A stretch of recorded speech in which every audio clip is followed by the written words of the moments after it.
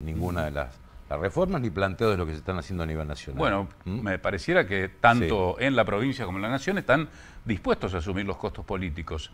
Pero hay algunos que ya rayan con la inconstitucionalidad, como es la reglamentación que ha hecho el Ejecutivo Nacional de la Ley de Acceso a la Información Pública, en donde restringe el concepto de información pública a los actos públicos.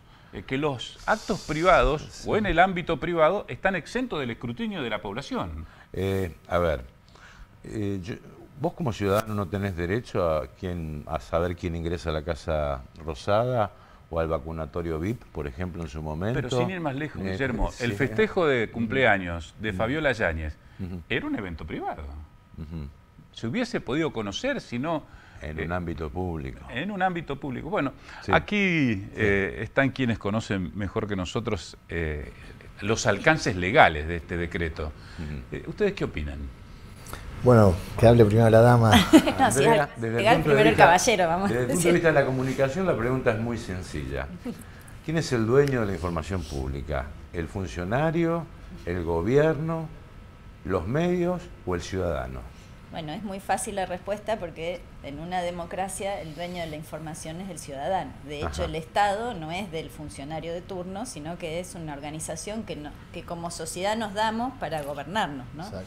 Entonces, realmente es un retroceso lo que se generó la semana pasada, porque costó mucho sacar la ley de acceso a información pública en Argentina. Fuimos de los últimos países de Latinoamérica que tuvimos una ley que regule y garantice el acceso a este derecho fundamental, que es un derecho fundamental en las democracias. O sea, no hay democracia si no hay acceso a información. De hecho, todo el movimiento de las revoluciones modernas, tanto francesa como inglesa, que impulsan la revisión de los viejos sistemas de la realeza, lo que procuran, la primera bandera que levantan es, queremos saber, lo decíamos hoy, el pueblo quiere saber de qué se trata, o sea, que la información respecto de dónde se toman las decisiones sea pública, es decir, sea accesible, sea conocida por la ciudadanía. Por lo tanto, toda la información que se genera en el ámbito público, es raro pensar qué sería lo privado en lo público, corresponde que sea transparente y que ante la consulta o el requerimiento de cualquier persona se pueda responder.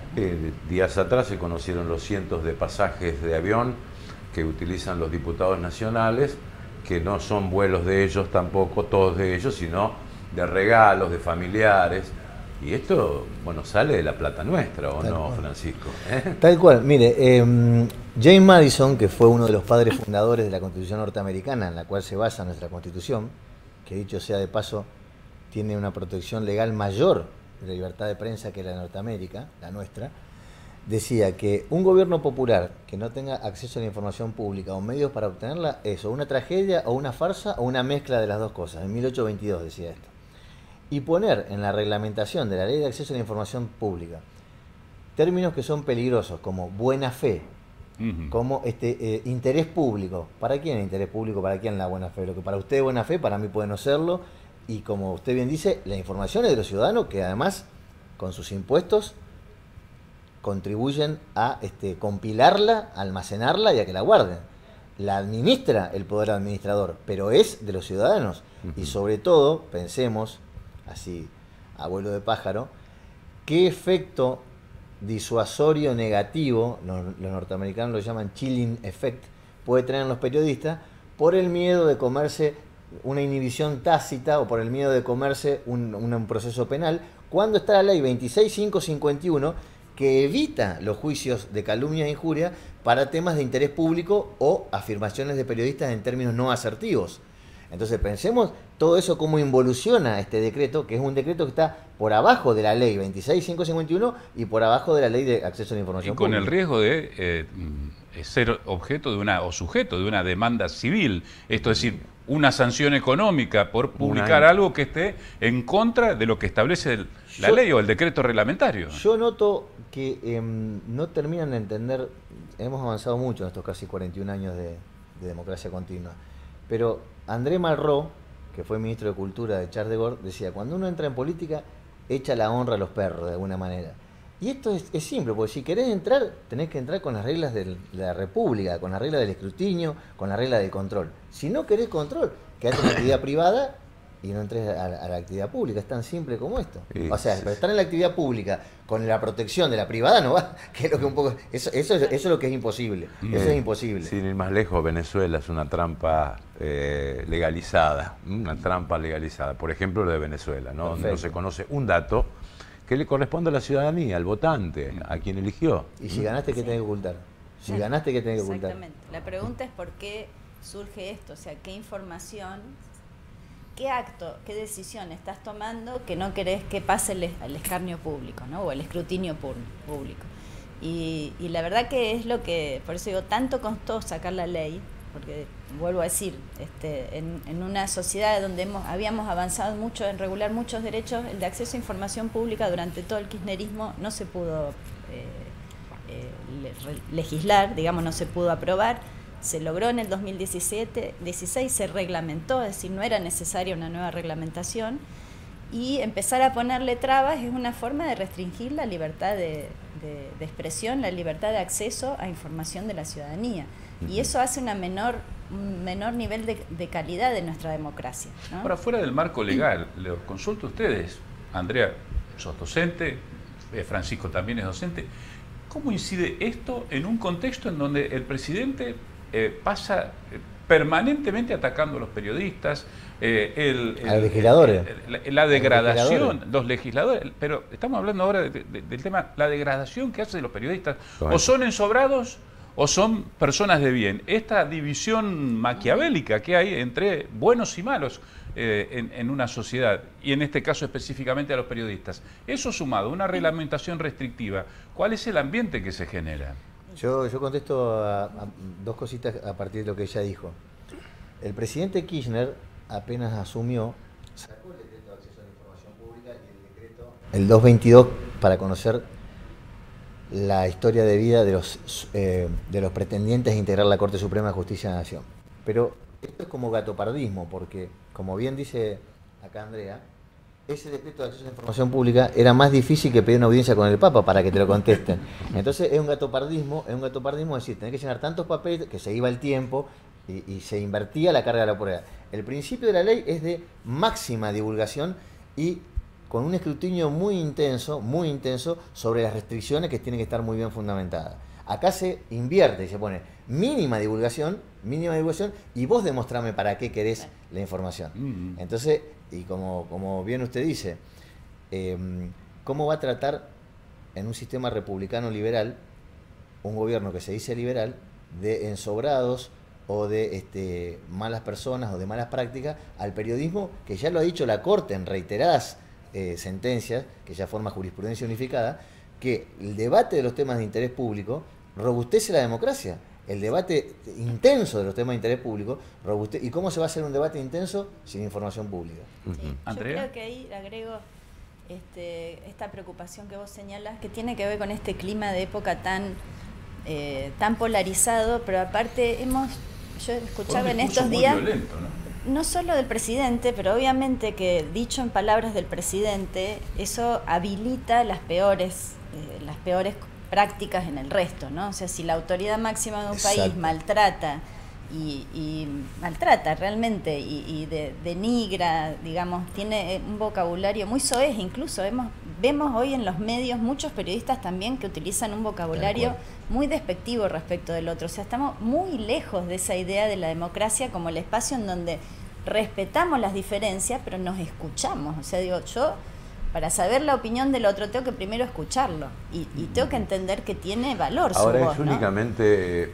hay que detenerse en el lenguaje, porque si uno repasa los últimos tiempos de Cristina, con otros modales... Igualmente, la misma actitud. Con otros modales, tal vez, pero la misma actitud. No, la misma actitud, no nos olvidemos los juicios que le hacían a periodistas que eran renombrados en nuestro país durante el kirchnerismo. O sea, realmente en este punto... Juicios populares. Los juicios populares que se hacían en Plaza de Mayo, digamos, o sea, en este punto hay mucha afinidad entre uno y otro extremo, ¿no? Es que que tiene que ver con esas posiciones extremas que no toleran que otro piense distinto. Imagínate, encima si te pide información, o sea, que te pide argumento de por qué vos tomaste una decisión. El tema es, como decía Francisco recién, la decisión no es privada. Exacto. Todas las personas que están en el Estado, los funcionarios públicos, cumplen una función temporal o si son empleados durante un determinado tiempo, con los recursos que son de todos, entonces tienen obligación de dar cuenta. Y están expuestos a la opinión pública. Fíjese lo que pasó con la periodista Silvia Mercado,